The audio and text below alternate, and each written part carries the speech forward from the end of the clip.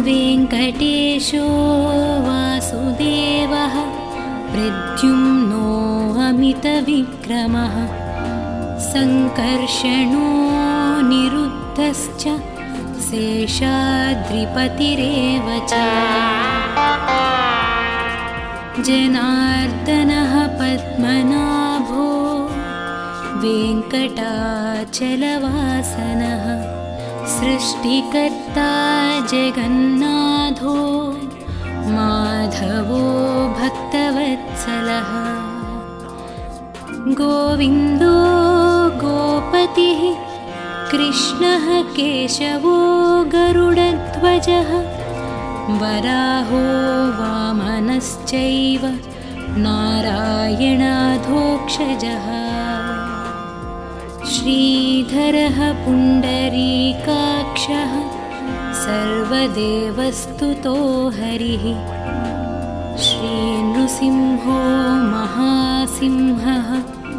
सूत्राकारः पुरातनः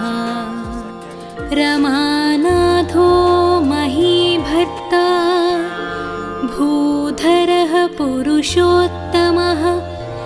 चोळपुत्रप्रियः शान्तो ब्रह्मादीनां वरप्रदः श्रीनिधिः सर्वभूतानां भयत्कृद्भयनाशनः श्रीरामो रामभद्रश्च भवबन्धैकमोचकः भूतावासो गिरिवासः श्रीनिवासः श्रियः पतिः अच्युतानन्तगोविन्दो विष्णुर्वेङ्कटनायकः सर्वदेवैकशरणं सर्वदेवैकदैवतं समस्तदेवकवचं सर्वदेवशिखामणिः इतीदं कीर्तितं यस्य विष्णोरमिततेजसः त्रिकाले यः पठेन्नित्यं पापं तस्य न विद्यते राजद्वारे पठेद्घोरे सङ्ग्रामे रिपुसङ्कटे भूतसर्पपिशाचादिभयं नास्ति कदाचन अपुत्रो लभते पुत्रान् निर्धनो धनवान् भवेत् रोगातो मुच्यते रोगात् बद्धो मुच्येत बन्धनात् यद्यदिष्टतमं लोके तत्तत् प्राप्नोत्यसंशयः ऐश्वर्यं राजसम्मानं भुक्तिमुक्तिफलप्रदम् विष्णोर्लोकैकसोपानं सर्वदुःखैकनाशनं सर्वैश्वर्यप्रदं नॄणां सर्वमङ्गलकारकम् मायावि परमानन्दं त्यक्त्वा वैकुण्ठमुत्तमं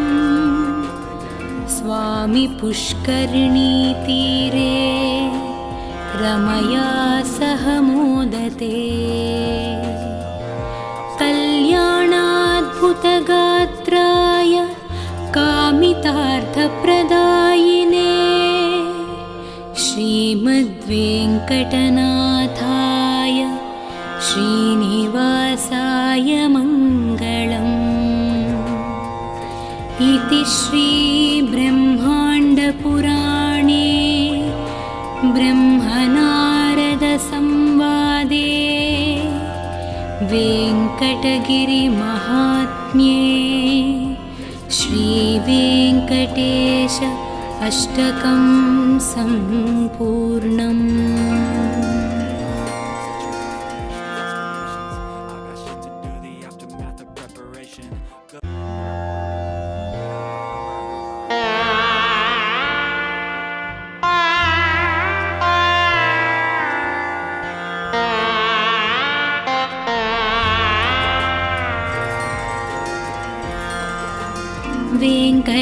महेशो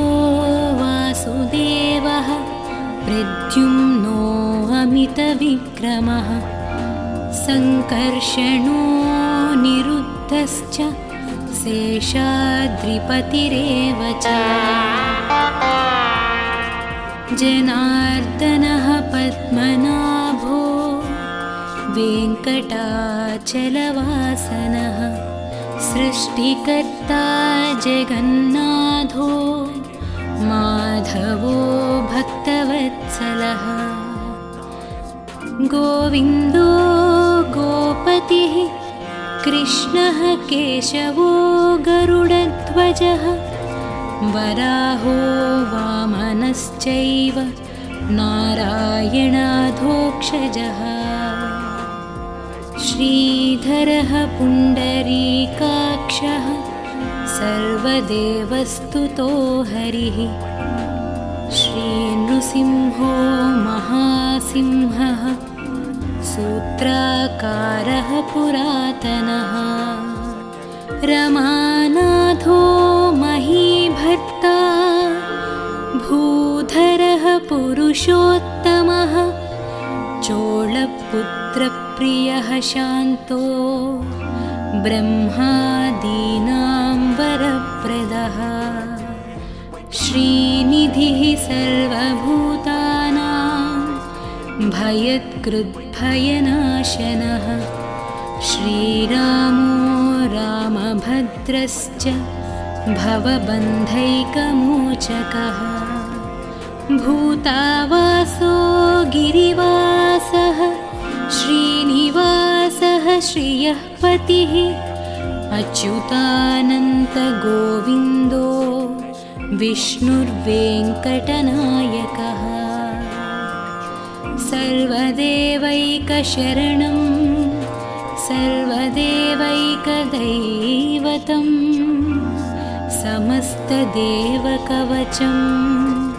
सर्वदेवशिखामणिः इतीदं कीर्तितं यस्य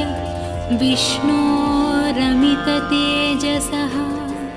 त्रिकाले यः पठेन्नित्यं पापं तस्य न विद्यते राजद्वारे पठेद्घोरे सङ्ग्रामे रिपुसङ्कटे भूतसर्पपिशाचादिभयं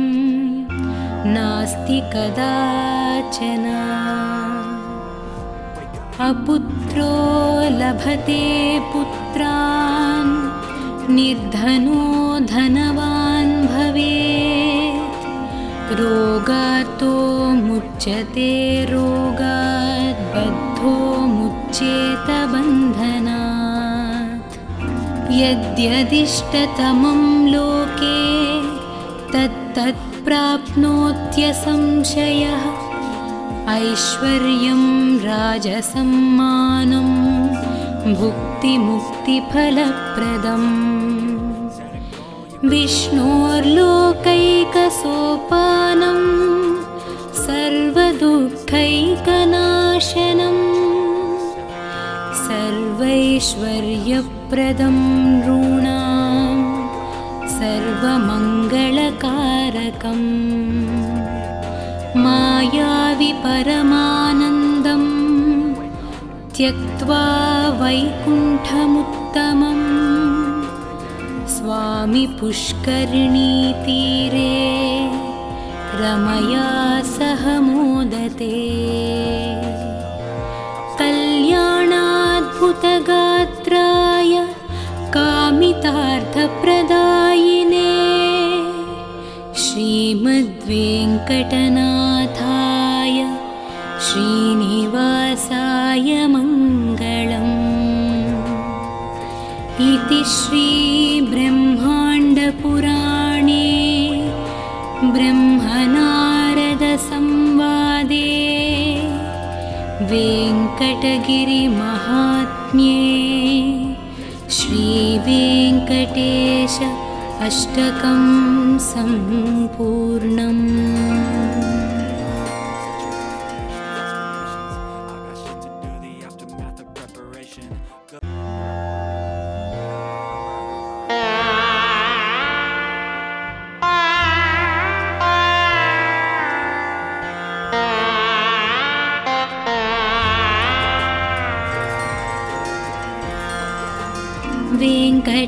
गणेशो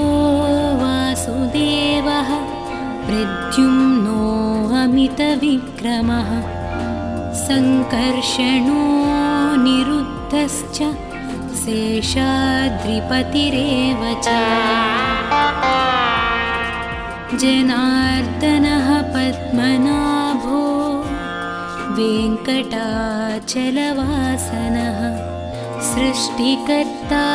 जगन्नाथो माधवो भक्तवत्सलः गोविन्दो गोपतिः कृष्णः केशवो गरुडध्वजः वराहो वामनश्चैव नारायणाधोक्षजः श्रीधरः पुण्डरीकाक्षः सर्वदेवस्तुतो हरिः श्रीनृसिंहो महासिंहः सूत्राकारः पुरातनः रमानाथो महीभर्ता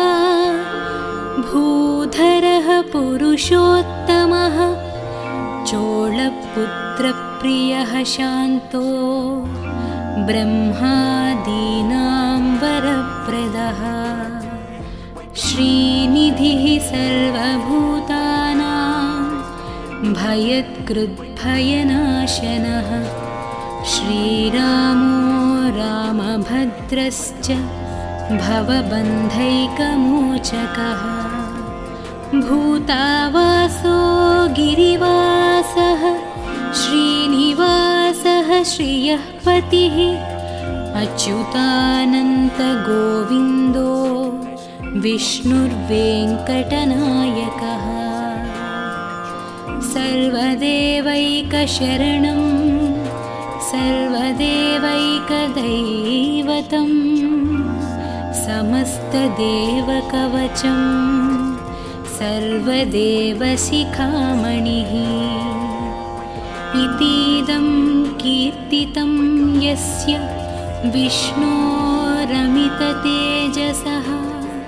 त्रिकाले यः पठेन्नित्यं पापं तस्य न विद्यते राजद्वारे पठेद्घोरे सङ्ग्रामे रिपुसङ्कटे भूतसर्पपिशाचादिभयं नास्ति कदाचन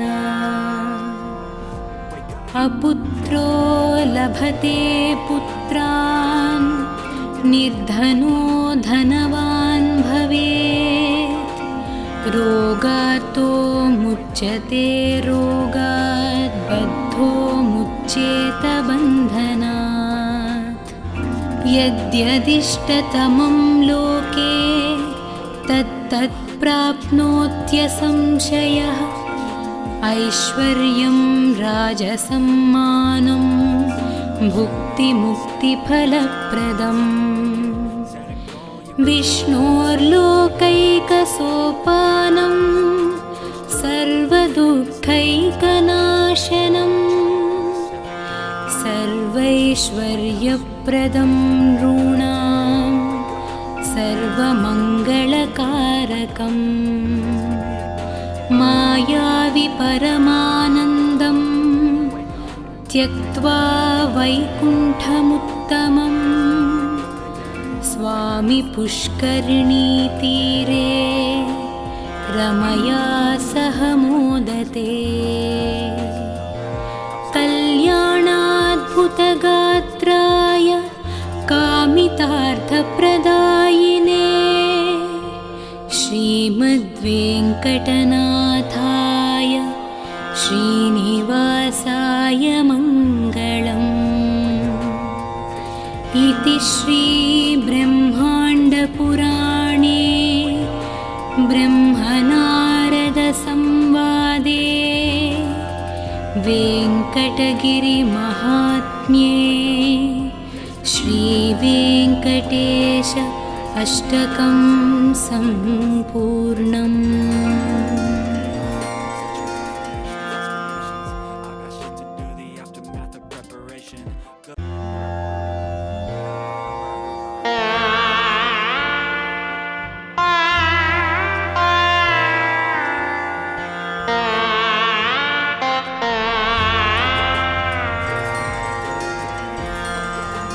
वेङ्कटेशो वासुदेवः प्रद्युम्नो अमितविक्रमः सङ्कर्षणो निरुद्धश्च शेषाद्रिपतिरेव च जनार्दनः पद्मनाभो वेङ्कटाचलवासनः सृष्टिकर्ता जगन्नाथो माधवो भक्तवत्सलः गोविन्दो गोपतिः कृष्णः केशवो गरुडध्वजः वराहो वामनश्चैव नारायणाधोक्षजः श्रीधरः पुण्डरीकाक्षः सर्वदेवस्तुतो हरिः श्रीनृसिंहो महासिंहः सूत्राकारः पुरातनः रमानाथो महीभर्ता भूधरः पुरुषोत्तमः चोळपुत्रप्रियः शान्तो ब्रह्मादीनां वरप्रदः श्रीनिधिः सर्वभूतानां भयत्कृद्भयनाशनः श्रीरामो रामभद्रश्च भवबन्धैकमोचकः भूतावासो गिरिवासः श्रीनिवासः श्रियः पतिः अच्युतानन्तगोविन्दो विष्णुर्वेङ्कटनायकः सर्वदेवैकशरणं सर्वदेवैकदैवतं समस्तदेवकवचं सर्वदेवशिखामणिः इतीदं कीर्तितं यस्य विष्णोरमिततेजसः त्रिकाले यः पठेन्नित्यं पापं तस्य न विद्यते राजद्वारे पठेद्घोरे सङ्ग्रामे रिपुसङ्कटे भूतसर्पपिशाचादिभयं नास्ति कदाचन अपुत्रो लभते पुत्रान् निर्धनो धनवान् भवेत् रोगातो मुच्यते रोगात् बद्धो मुच्येत बन्धनात् यद्यदिष्टतमं लोके तत्तत् प्राप्नोत्यसंशयः ऐश्वर्यं राजसम्मानं भुक्तिमुक्तिफलप्रदम् विष्णोर्लोकैकसोपानं सर्वदुःखैकनाशनं सर्वैश्वर्यप्रदं नॄणां सर्वमङ्गलकारकम् मायावि परमानन्दं त्यक्त्वा वैकुण्ठमुत्तमं स्वामि पुष्करिणीतीरे रमया सह मोदते कल्याणाद्भुतगात्राय कामितार्थप्रदायिने श्रीमद्वेङ्कटनाथाय श्रीनिवासाय मङ्गलम् इति श्रीब्रह्माण्डपुराणे ब्रह्मनारदसंवादे वेङ्कटगिरिमहात्म्ये श्रीवेङ्कटेश अष्टकं सम्पूर्णम्।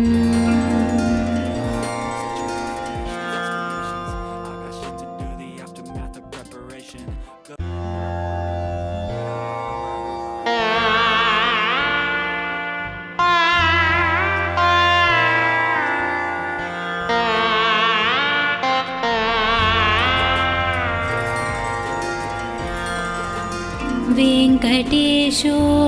वासुदेवः प्रद्युम्नो अमितविक्रमः सङ्कर्षणो निरुद्धश्च शेषाद्रिपतिरेव च जनार्दनः पद्मनाभो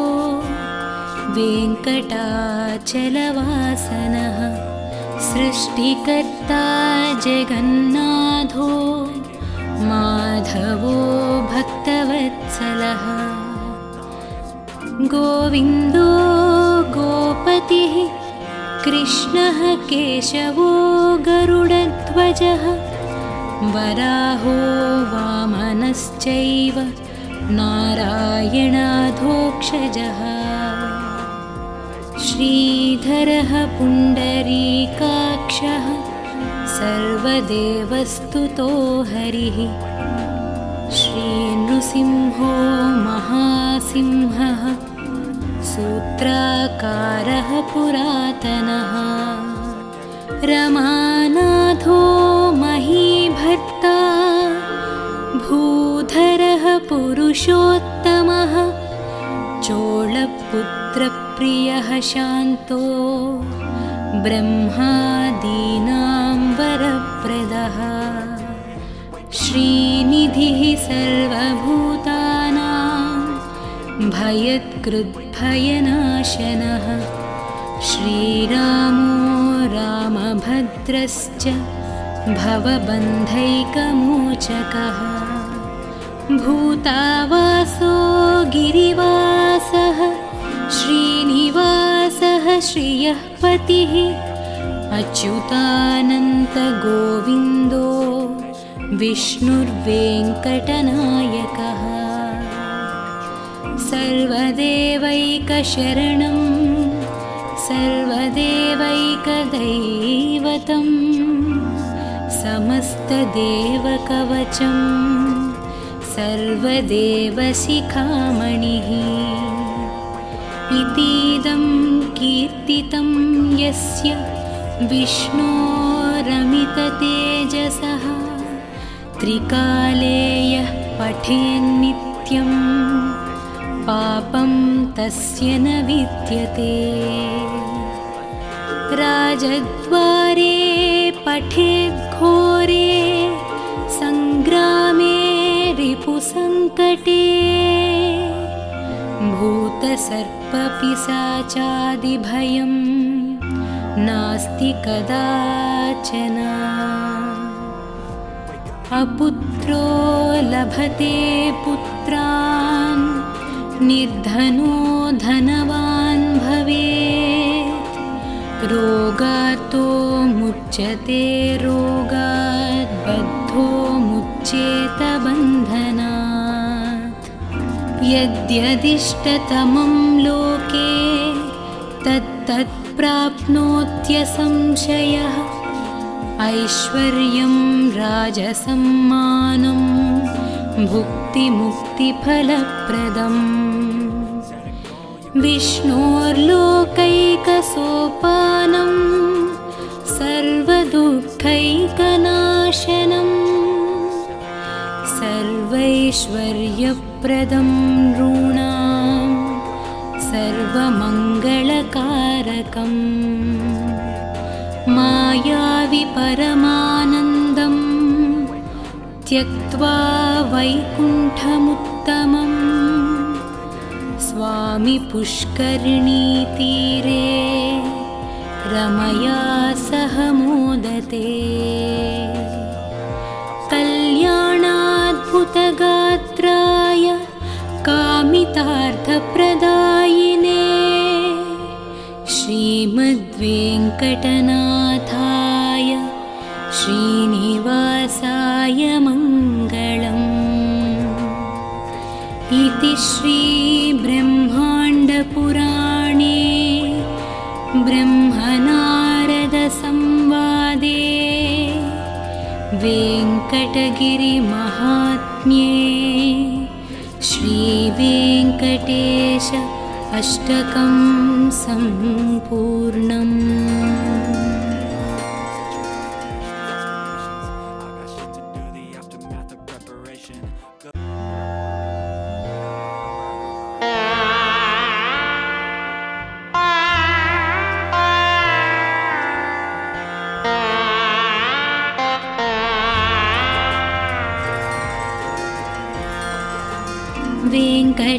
गणेशो वासुदेवः प्रद्युम्नो अमितविक्रमः सङ्कर्षणो निरुद्धश्च शेषाद्रिपतिरेव च जनार्दनः पद्मनाभो वेङ्कटाचलवासनः सृष्टिकर्ता जगन्नाथो माधवो भक्तवत्सलः गोविन्दो गोपतिः कृष्णः केशवो गरुडध्वजः वराहो वामनश्चैव नारायणाधोक्षजः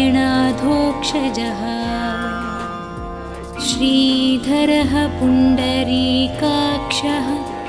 सर्वदेवस्तुतो हरिः श्रीनृसिंहो महासिंहः सूत्राकारः पुरातनः रमानाथो महीभर्ता भूधरः पुरुषोत्तमः चोळपुत्रप्रियः शान्तो ब्रह्मादीनां वरप्रदः श्रीनिधिः सर्वभूतानां भयत्कृद्भयनाशनः श्रीरामो रामभद्रश्च भवबन्धैकमोचकः भूतावासो गिरिवासः श्रीनिवासः श्रियः पतिः अच्युतानन्तगोविन्दो विष्णुर्वेङ्कटनायकः सर्वदेवैकशरणं सर्वदेवैकदैवतं समस्तदेवकवचं सर्वदेवशिखामणिः इतीदं कीर्तितं यस्य विष्णोरमिततेजसः त्रिकाले यः पठेन्नित्यं पापं तस्य न विद्यते राजद्वारे पठेद्घोरे सङ्ग्रामे रिपुसङ्कटे भूतसर्पपिशाचादिभयं नास्ति कदाचन अपुत्रो लभते पुत्रान् निर्धनो धनवान् भवेत् रोगातो मुच्यते रोगात् बद्धो मुच्येत बन्धनात् यद्यदिष्टतमं लोके तत्तत् प्राप्नोत्यसंशयः ऐश्वर्यं राजसम्मानं भुक्तिमुक्तिफलप्रदम् विष्णोर्लोकैकसोपानं सर्वदुःखैकनाशनं सर्वैश्वर्यप्रदं नॄणां सर्वमङ्गलकारकम् मायावि परमानन्दं त्यक्त्वा वैकुण्ठमुत्तमं स्वामि पुष्करिणीतीरे रमया सह मोदते कल्याणाद्भुतगात्राय कामितार्थप्रदायिने श्रीमद्वेङ्कटनाथाय श्रीनिवासाय मङ्गलम् इति श्रीब्रह्माण्डपुराणे ब्रह्मनारदसंवादे वेङ्कटगिरिमहात्म्ये श्रीवेङ्कटेश अष्टकं सम्पूर्णम्।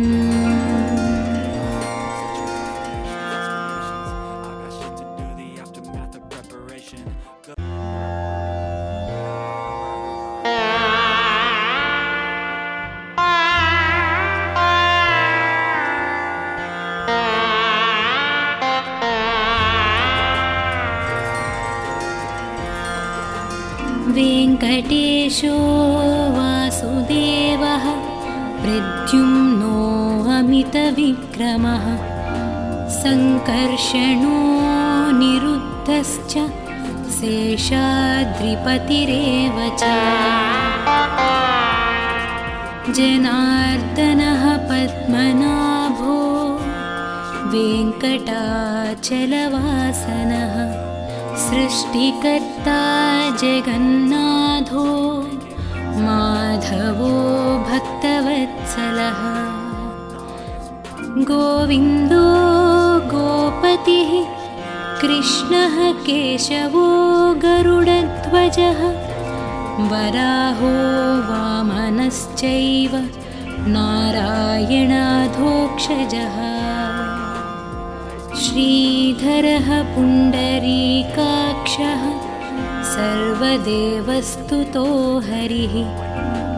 श्रीनृसिंहो महासिंहः सूत्राकारः पुरातनः रमानाथो महीभर्ता भूधरः पुरुषोत्तमः चोळपुत्रप्रियः शान्तो ब्रह्मादीनां वरप्रदः श्रीनिधिः सर्वभूतानां भयत्कृद्भयनाशनः श्रीरामो रामभद्रश्च भवबन्धैकमोचकः भूतावासो गिरिवासः श्रीनिवासः श्रियः पतिः अच्युतानन्तगोविन्दो विष्णुर्वेङ्कटनायकः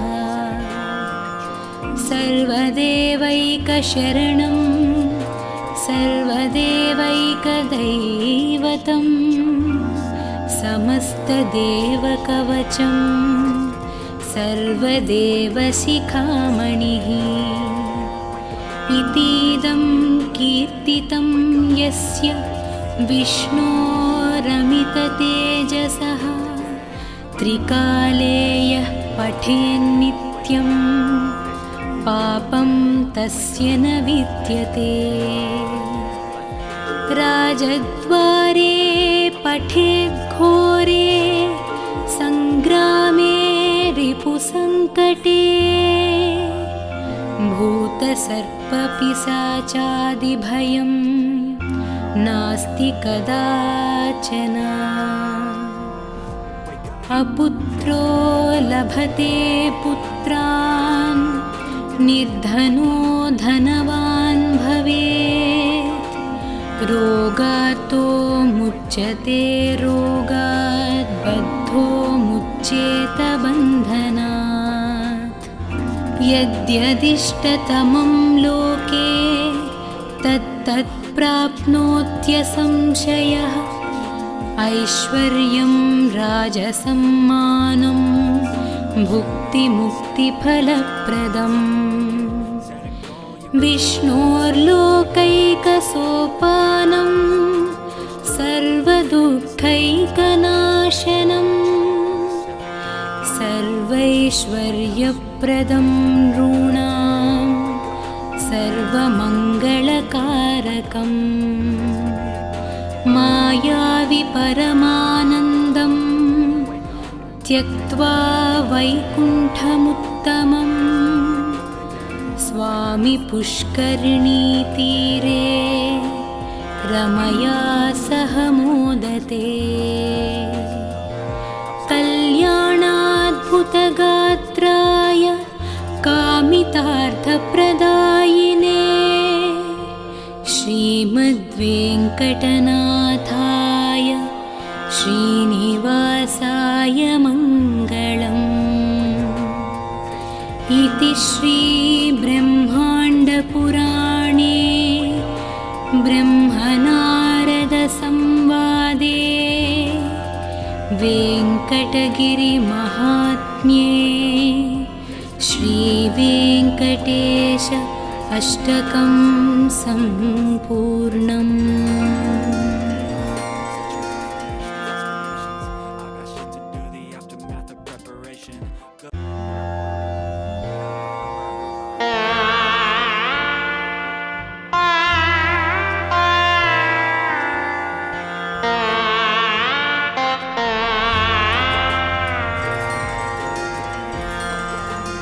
वेङ्कटेशो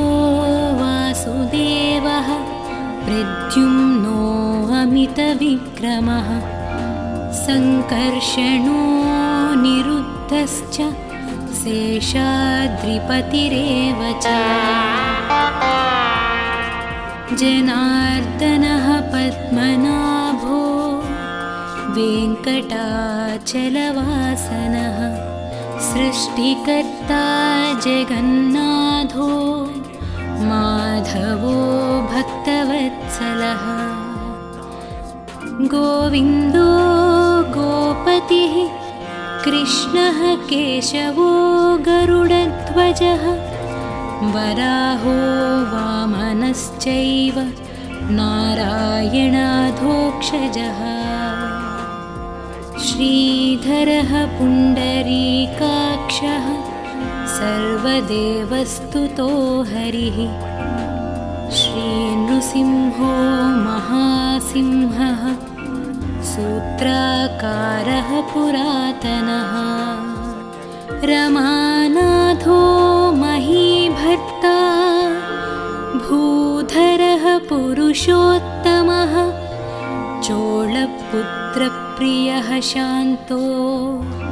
ब्रह्मादीनां वरप्रदः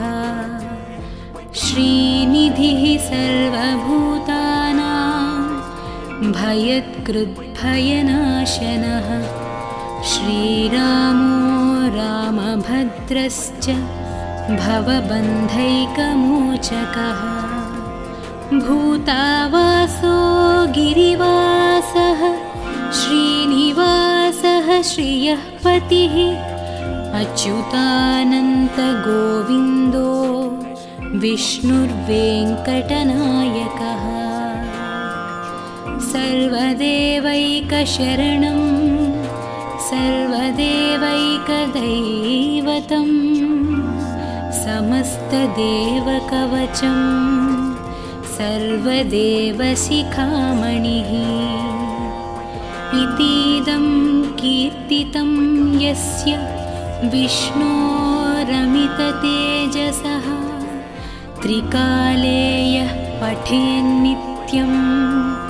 पापं तस्य न विद्यते राजद्वारे पठेद्घोरे सङ्ग्रामे रिपुसङ्कटे भूतसर्पपिशाचादिभयं नास्ति कदाचन अपुत्रो लभते पुत्रान् निर्धनो धनवान् भवेत् रोगातो मुच्यते रोगात् बद्धो मुच्येत बन्धनात् यद्यदिष्टतमं लोके तत्तत् प्राप्नोत्यसंशयः ऐश्वर्यं राजसम्मानं भुक्तिमुक्तिफलप्रदम् विष्णोर्लोकैकसोपानं सर्वदुःखैकनाशनं सर्वैश्वर्यप्रदं नॄणां सर्वमङ्गलकारकम् मायावि परमानन्दं त्यक्त्वा वैकुण्ठमुत्तमं स्वामि पुष्करिणीतीरे रमया सह मोदते कल्याणाद्भुतगात्राय कामितार्थप्रदायिने श्रीमद्वेङ्कटनाथाय श्रीनिवासाय मङ्गलम् इति श्रीब्रह्माण्डपुराणे ब्रह्मनारदसंवादे वेङ्कटगिरिमहात्म्ये श्रीवेङ्कटेश अष्टकं सम्पूर्णम्।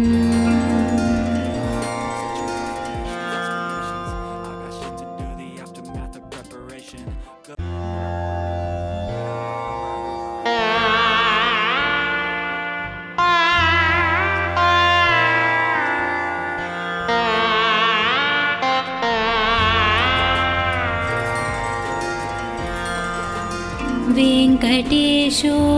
वासुदेवः प्रद्युम्नो अमितविक्रमः सङ्कर्षणो निरुद्धश्च शेषाद्रिपतिरेव च जनार्दनः पद्मनाभो वेङ्कटाचलवासनः सृष्टिकर्ता जगन्नाथो माधवो भक्तवत्सलः गोविन्दो गोपतिः कृष्णः केशवो गरुडध्वजः वराहो वामनश्चैव नारायणाधोक्षजः श्रीधरः पुण्डरीकाक्षः सर्वदेवस्तुतो हरिः श्रीनृसिंहो महासिंहः सूत्राकारः पुरातनः रमानाथो महीभर्ता भूधरः पुरुषोत्तमः चोळपुत्रप्रियः शान्तो ब्रह्मादीनां वरप्रदः श्रीनिधिः सर्वभूतानां भयत्कृद्भयनाशनः श्रीरामो रामभद्रश्च भवबन्धैकमोचकः भूतावासो गिरिवासः श्रीनिवासः श्रियः पतिः अच्युतानन्तगोविन्दो विष्णुर्वेङ्कटनायकः सर्वदेवैकशरणं सर्वदेवैकदैवतं समस्तदेवकवचं सर्वदेवशिखामणिः इतीदं कीर्तितं यस्य विष्णोरमिततेजसः त्रिकाले यः पठेन्नित्यं पापं तस्य न विद्यते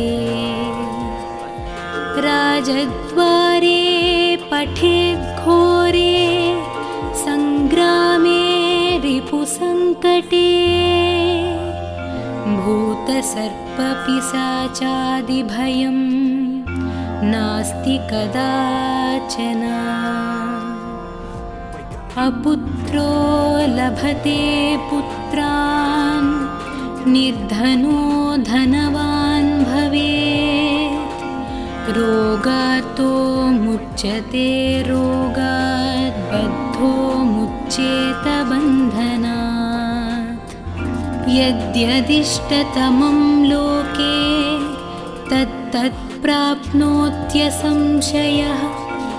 ऐश्वर्यं राजसम्मानं भुक्तिमुक्तिफलप्रदम् विष्णोर्लोकैकसोपानं सर्वदुःखैकनाशनं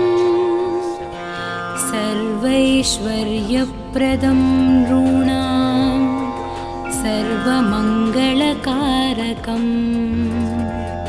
मायावि परमानन्दं त्यक्त्वा वैकुण्ठमुत्तमं स्वामि पुष्करिणीतीरे रमया सह मोदते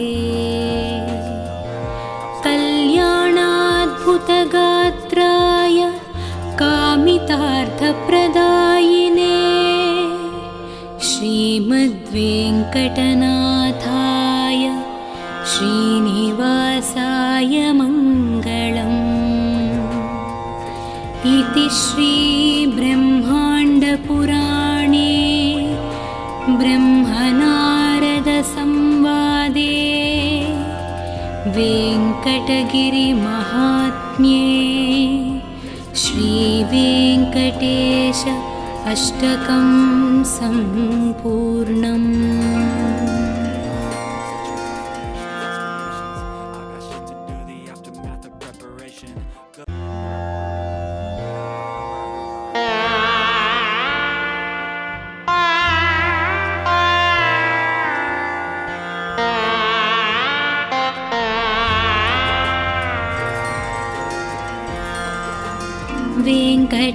यशो वासुदेवः प्रद्युम्नो अमितविक्रमः सङ्कर्षणो निरुद्धश्च शेषाद्रिपतिरेव च जनार्दनः पद्मनाभो वेङ्कटाचलवासनः सृष्टिकर्ता जगन्नाथो माधवो भक्तवत्सलः गोविन्दो गोपतिः कृष्णः केशवो गरुडध्वजः वराहो वामनश्चैव नारायणाधोक्षजः श्रीधरः पुण्डरीकाक्षः सर्वदेवस्तुतो हरिः श्रीनृसिंहो महासिंहः सूत्राकारः पुरातनः रमानाथो महीभर्ता भूधरः पुरुषोत्तमः चोळपुत्रप्रियः शान्तो ब्रह्मादीनां वरप्रदः श्रीनिधिः सर्वभूतानां भयत्कृद्भयनाशनः श्रीरामो रामभद्रश्च भवबन्धैकमोचकः भूतावासो गिरिवासः श्रीनिवासः श्रियः पतिः अच्युतानन्तगोविन्दो विष्णुर्वेङ्कटनायकः सर्वदेवैकशरणं सर्वदेवैकदैवतं समस्तदेवकवचं सर्वदेवशिखामणिः इतीदं कीर्तितं यस्य विष्णोरमिततेजसः त्रिकाले यः पठेन्नित्यं पापं तस्य न विद्यते राजद्वारे पठेद्घोरे सङ्ग्रामे रिपुसङ्कटे भूतसर्पपिशाचादिभयं नास्ति कदाचन अपुत्रो लभते पुत्रान् निर्धनो धनवान् भवेत् रोगातो मुच्यते रोगात् बद्धो मुच्येत बन्धनात् यद्यदिष्टतमं लोके तत्तत् प्राप्नोत्यसंशयः ऐश्वर्यं राजसम्मानं भुक्तिमुक्तिफलप्रदम् विष्णोर्लोकैकसोपानं सर्वदुःखैकनाशनं सर्वैश्वर्यप्रदं नॄणां सर्वमङ्गलकारकम् मायावि परमानन्दं त्यक्त्वा वैकुण्ठमुत्तमं स्वामि पुष्करिणीतीरे रमया सह मोदते कल्याणाद्भुतगात्राय कामितार्थप्रदायिने श्रीमद्वेङ्कटनाथाय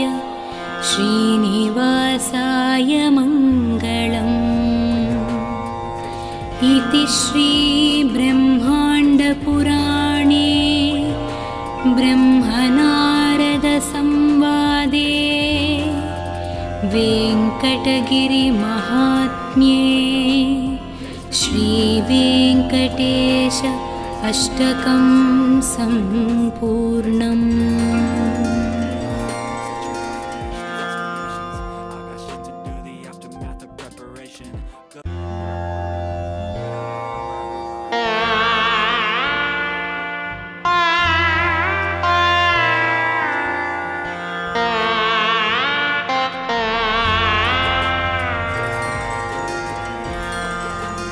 वेङ्कटेशो वासुदेवः प्रद्युम्नो अमितविक्रमः सङ्कर्षणो निरुद्धश्च शेषाद्रिपतिरेव च जनार्दनः पद्मनाभो वेङ्कटाचलवासनः सृष्टिकर्ता जगन्नाथो माधवो भक्तवत्सलः गोविन्दो गोपतिः कृष्णः केशवो गरुडध्वजः वराहो वामनश्चैव नारायणाधोक्षजः श्रीधरः पुण्डरीकाक्षः सर्वदेवस्तुतो हरिः श्रीनृसिंहो महासिंहः सूत्राकारः पुरातनः रमानाथो महीभर्ता भूधरः पुरुषोत्तमः चोळपुत्रप्रियः शान्तो ब्रह्मादीनां वरप्रदः श्रीनिधिः सर्वभूतानां भयत्कृद्भयनाशनः श्रीरामो रामभद्रश्च भवबन्धैकमोचकः भूतावासो गिरिवासः श्रीनिवासः श्रियः पतिः अच्युतानन्तगोविन्दो विष्णुर्वेङ्कटनायकः सर्वदेवैकशरणं सर्वदेवैकदैवतं समस्तदेवकवचं सर्वदेवशिखामणिः इतीदं कीर्तितं यस्य विष्णोरमिततेजसः त्रिकाले यः पठेन्नित्यं पापं तस्य न विद्यते राजद्वारे पठेद्घोरे सङ्ग्रामे रिपुसङ्कटे भूतसर्पपिशाचादिभयं नास्ति कदाचन अपुत्रो लभते पुत्रान् निर्धनो धनवान् भवेत् रोगातो मुच्यते रोगात् बद्धो मुच्येत बन्धनात् यद्यदिष्टतमं लोके तत्तत् प्राप्नोत्यसंशयः ऐश्वर्यं राजसम्मानं भुक्तिमुक्तिफलप्रदम् विष्णोर्लोकैकसोपानं सर्वदुःखैकनाशनं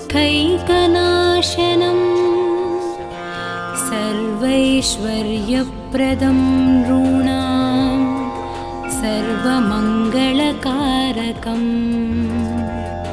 मायावि परमानन्दं त्यक्त्वा वैकुण्ठमुत्तमं स्वामि पुष्करिणीतीरे रमया सह मोदते कल्याणाद्भुतगात्राय कामितार्थप्रदायिने श्रीमद्वेङ्कटनाथाय श्रीनिवासाय मङ्गलम् इति श्रीब्रह्माण्डपुराणे ब्रह्मनारदसंवादे वेङ्कटगिरिमहात्म्ये श्रीवेङ्कटेश अष्टकं सम्पूर्णम्।